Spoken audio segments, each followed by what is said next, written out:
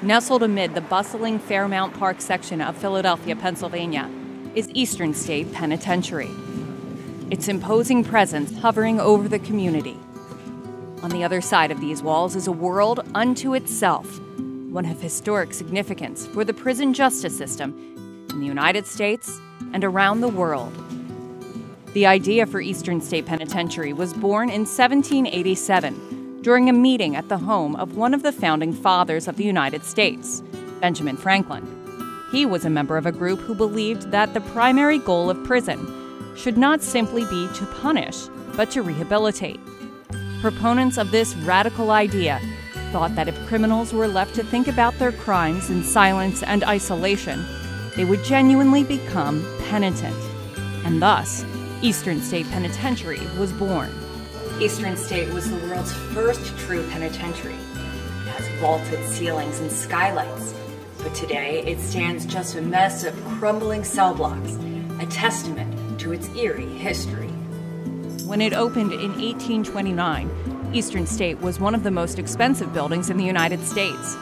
Eastern State Penitentiary was the first modern building. That is, a building that had flush toilets and central heat.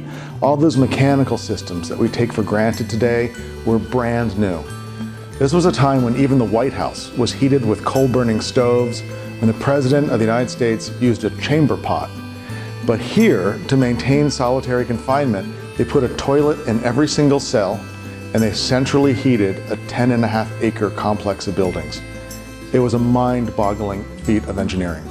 These cell blocks held many of America's most notorious violent criminals. Now the paint is peeling and the walls are crumbling. In its first 40 years, the prison population exploded and additional cell blocks were built. The building became a city within a city. It had its own movie theater, its own chapel, they baked their own bread, they generated their own steam.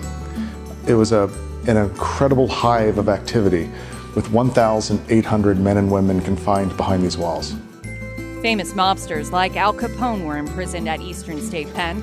His cell is staged to look very much the way it did when he lived here.